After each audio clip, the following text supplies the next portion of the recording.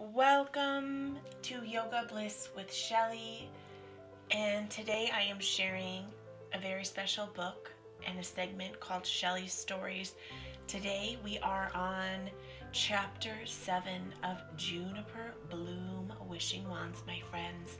So allow yourself to get cozy, snuggle up in your bed, your favorite chair, find a cozy spot on the floor, color a picture, grab some molding clay, get your favorite hot tea, do whatever you need to do, my friend, to get cozy and just be. And together, let us take 2 breaths so we can just drop into our hearts here. Big breath into the tummy and letting it go. Big breath into your heart, my friend, and let it go. Here we go, my friends. It is time for Juniper Bloom Wishing Wands, Chapter 7, Team Bloom. Lightning fast, Dad ran into the house. A sweat trail dripped across our dark, hard floors. That was a good one. 4.5 miles at a 8.36 minute pace is what my tracker reads. See? He crouched down like a frog and held his watch in front of Milo and me. It showed a red trail with all of those numbers. A little scrambled, though. Wow! Milo blinked, turning his head to me. So, Rex, what's the great news about our camping trip? I asked him, real curious. Ooh! What is it, Daddy? Do we get to go scuba diving in the deep blue sea in the mountains? Milo pulled his goggles over his face, being prepared. Huffing breaths fogged his eyes. There is no ocean in the mountains, Milo. Remember where we live, there are only lakes and rivers, and the water is frigid cold from the snow melt. Sweat was pooling under Dad's lightning fast running shoes. After I finish my workout, I will tell you my secret. Dad wiped his forehead with his arm sleeve. It was already soaking wet, so it didn't help too much. As we walked into our workout playroom, I grabbed yoga mats off the wall. I looked over at the mirror wall and watched my brother, Dad, and me walk into the room. Mai started punching the bananas out of the boxing bags. Easy there, killer, Dad told Mai, who was going berserk, kicking and punching the black bag dangling by silver chains. I grabbed onto the rings that were hanging by thick black straps. The wooden circles were as tall as my head. It is the most fun room in our house because I can do backflips on the rings and get my energy out. It's a room where we get strong and lots of ideas happen when you move your body. I fluffed the mats next to each other. I used Mama's favorite, the color of mustard and sunshine mixed together. It's even made out of recycled vegetables. I sure like it. Who's ready? Over Dad's blue mat, he stood on his hands, grunting out numbers. We lined up like we were his kid army. Ready for the count-off? Dad made his best commander shout. Sound off. 1, 2, 3, 4, 5, 6, 7. His voice kept calling numbers faster and faster. I did the best push-ups I could as Dad kept grunting out numbers. When he got to 8, I crouched into a shaky child's pose and stayed there until he was all grunted out. My brothers were off and on, pushing up and down and all around. Dad rolled over onto his pool of sweat. He crunched and grunted. Can someone grab me a towel? Mai ran to the white shelf, grabbed the basket full of sweat wipers. As fast as he grabbed the towel, it was in Dad's hand, wet like he was just got out of the shower. Thanks, buddy. Dad wiped his wet face dry and high-fived Milo. He got in the angry beetle position. Crunch off, he sounded. I curled my body. My head started to wobble, how it does sometimes. I did 16 crunches. Dad did 60. Mine was right there with Dad. That little stinker is almost as tough as Dad these days, but I am working on it. I tried my best to keep up, but an earthquake was sounding in my feet, moving up my knees into my hips, up my shoulders, and exploding from my hands. Steady, body, steady, I ordered myself as I grabbed onto the ballerina bar. I did some jazz moves, tapping, heel toe, slide side. I tried ballet, only it's not for me as much. It is too boring, and it's hard for my body to do those slow moves. I moved on to my favorite free dancing, aka also known as wiggling around holding the bar, doing kicks and bends and leaping side to side free as a wishing wand, flying and fluffing on a summery hot day. Rex, look how good I am getting. I smiled and swiped my fingers up into the air and drew a rainbow with my toes. Nice work, Bloom Bug. Dad thumbs me up. He did his workout 3 times as I fluttered up and down the ballet bar. I watched my head shake back and forth like it was a song I was dancing to. Milo followed Dad until they took 2 of the wooden kids' chairs and did downward push-ups. Milo can do 10. Huey can do 5. Pretty impressive brothers, if you ask me. My not-so-little brother is going to be as tough as Dad when he grows up. Only the thing is, he doesn't want to grow up. If you say that around him, he will freak out like a crazy person who ate a bag of sugar. I am not going to grow up. I am not growing up, Mai says, all red-faced with a slight wiggle to his head. Only the thing is, he doesn't have the wiggles, but sometimes they just come out in a completely different way than mine. His are more like the green, angry Hulk shakes, if you ask me. Now, Rex, now can you tell us, please, for Pete's sakes? I can't be patient anymore. I might explode. Please, oh, please, oh, please, oh, please.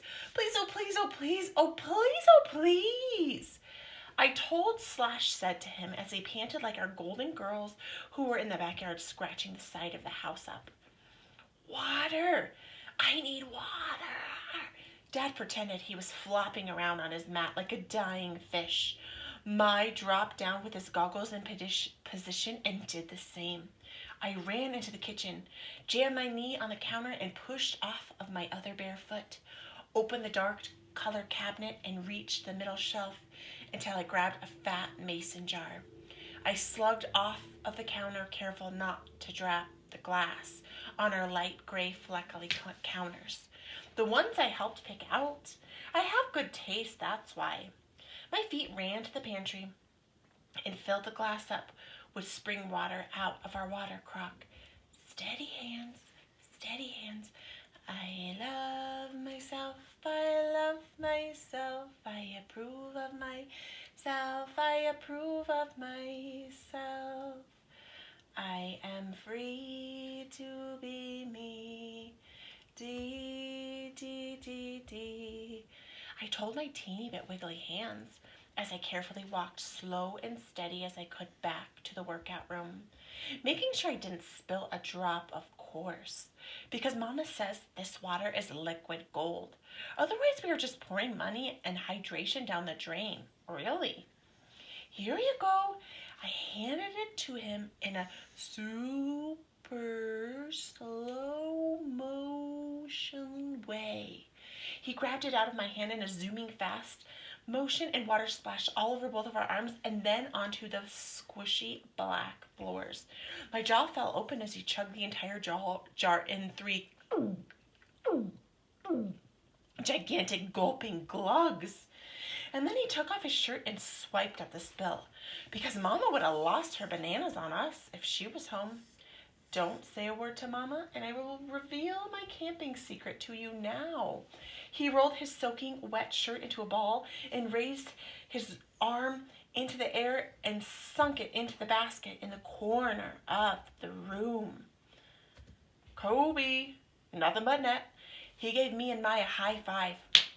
That Kobe Bryant guy was an excellent basketball player, by the way. And so sad, him and his daughter died in a plane crash. She was only a teenager. I send them and their family love, and sadness fills my heart. Dad flexed his muscled arm. It looked a lot like a sweaty, bald camel's hump with bulging tubes buried underneath. All right, are you sure you are ready to hear what I have to tell you? Dad's panting breaths were not as panty. I will reveal my camping secret if you let the girls in and give them water. He tricked us out again. Oh, man. Come on, Dad. That's not fair. You farty McNarty. My banged his head like a hammerhead shark on the squishy gym floors. Can't you hear them? They're scratching the sliding door again. They're going to ruin it, guys. They're your responsibility, remember?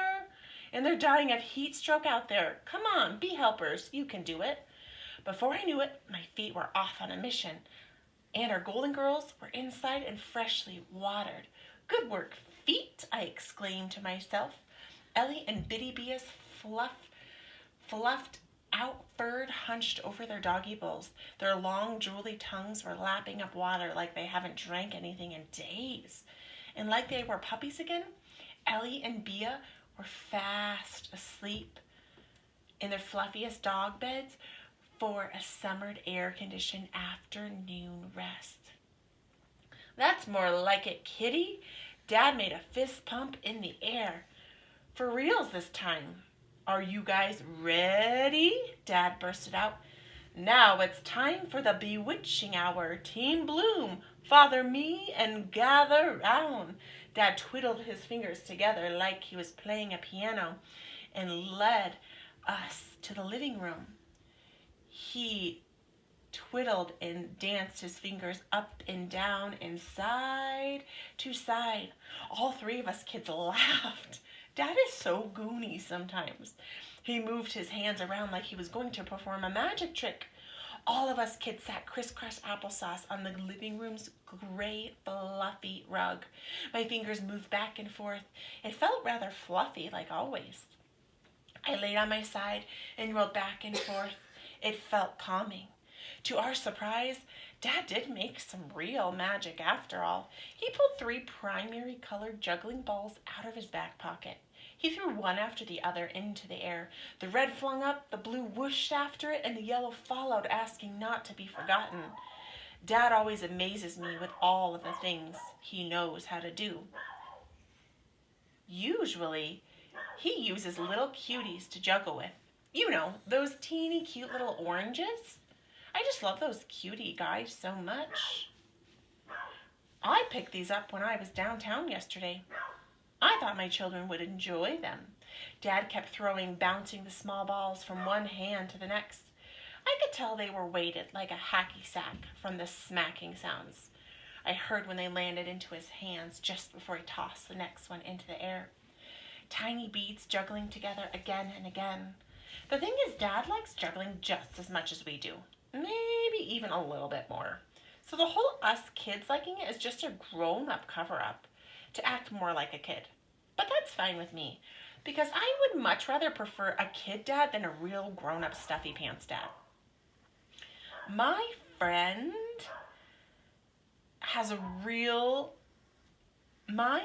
Ava has a dad like that, and he is a liar. Well, he is actually a lawyer, but Ava says he just lies to people all day, and that's what they pay him the big bucks for. Whatever floats your boat, I guess. As soon as we packed up for the trip, I will tell you. Hey, no fair! I pounded my wiggling fist on the rug. I could feel my face turning red from how hot I was feeling inside. Hold on there, Tiger. Fair? Fair. What is this fair word you speak of? Dad rubbed his orangish, blondish beard hairs at me. If fair means working 5 12-hour days a week and being on call 24/7, well then I guess it's not fair to me either. Dad eyeball stared me a real good one. He clapped his hands together and then rubbed them like he was trying to warm up for something big time. To get ready to get ready. Okay, Team Bloom. Mom is writing at the tea house, so she has to get the last chapter sent into her agent, which means it could take her 2 hours or it could take her possibly 6, maybe longer. Hopefully she doesn't get writer's block again. Dad crossed his finger and mumbled to himself as he read the silver clock with Roman numerals. I still don't understand those Romans and their numerals. I already have a hard enough time learning our regular numbered clocks, for Pete's sakes, because all I see is X's, I's, and V's. And some of them have 1 and some have 3 and others have 2. How are letters supposed to tell us time? None of it makes any sense to me. Scrambled egg brain is what it feels like. It comes in and then the eggs get cracked and swirled together and then it pours in and out of my ears. There is something in my brain that makes the mixing of numbers and letters and they get all jumbled up and mixed together and flipped around. It's a part of my learning disabilities. It means I don't learn like anyone else. I can't keep it up. It makes me hot and sweaty and my eyes twitch from side to side and my head feels like it's on a fire pit. Mama says the clock adds a certain look to our home. Yeah, the look of confusing your daughter, if you ask me. Dad squinted his eyes and moved his pointer finger like he was having a hard time seeing the letter numbers. Sometimes I think he needs glasses, but he swears he has 20/20 vision, which is the best kind that you can get. Yeah, I think his eyes were good when he was my age, but not anymore. All right, Team Bloom, we have T-minus 5 hours to get to the camping store and pack for our big trip. We need to be prepared to leave first thing tomorrow morning.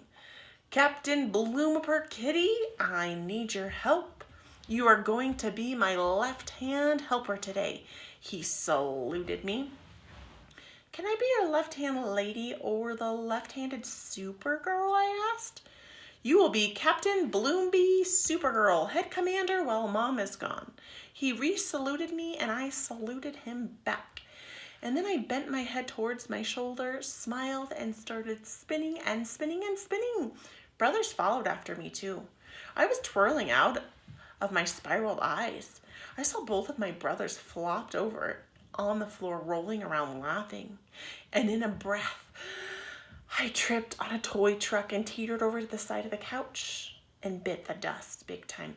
Ouch! I tried huffing only to myself, but sounds escaped through my teeth and rumbled through my lips. You okay there, kitty? Dad grabbed my trembling hand and helped me to my wobbly feet. I dusted off my green-colored romper and steadied up to my body.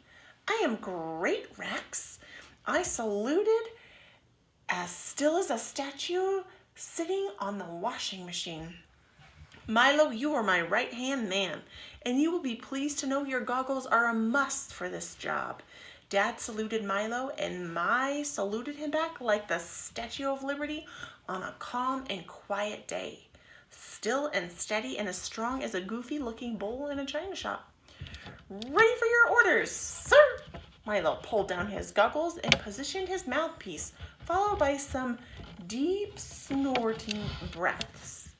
With this weekend being the 4th of July, we need to go to the outdoor shop because they are having a big sale, which works in our favor because we need some last-minute camping items. If all of you are good the entire trip to the store, I will buy each of you a headlamp and one sleeping bag, the color of your choice. And if you are extra good, you can get a popsicle, one that is extra frozen. Dad winked a wrinkly, smiley eye at me because he was paying attention when I told him about the melty park popsicles. Really? I would love to help. I quickly ran to my closet and began throwing blankets and babies and my cousin Ella's old pink cowgirl boots. I've been waiting to fit in these boots for 2 years. Today seems like a good day to try them out again. I flung everything over my shoulder until I found both of mine and Milo's backpacks. I stomped my feet into Ella's old boots. They fit! They finally fit! I exclaimed as I turned into a cowgirl clunking down the road to Dad and brothers. I have our packs, Rex, and check these bad boys out. They fit, finally. I proudly held up our backpacks and then tripped over something laying on the floor. It only hurt for a minute, though, because my new boots sure came in handy already. Are you okay, Bloom up her? Dad walked towards me. I jumped up and did a shake like my dogs do when they get wet and get a little heel tap dance with my boots. Yep, I'm fine. Huey left his blocks on the floor again. I wiggled my foot until the hurt went away. Do you need an ice pack, Dad asked. Nope, I'm tough. Let's start packing.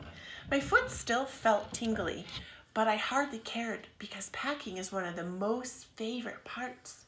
There's nothing more thrilling than squeezing all of your stuff into a backpack and then using them when you need them.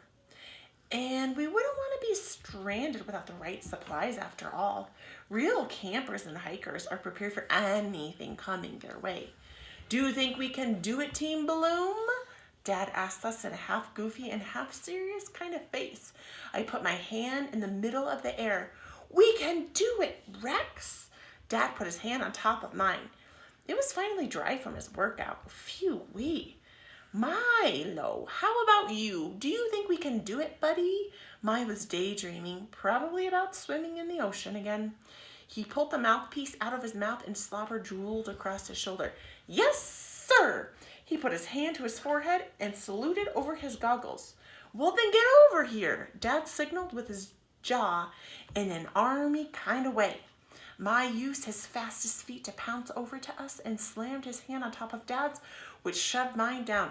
Jeez, brother, I grunted as I held my smushed hand under Dad's. What about you, little guy? Can you help us? Come over here, Dad called to Huey. Huey popped his head out from under the mixing bowl cabinet where he was filling the bowls full of Mama's golden water.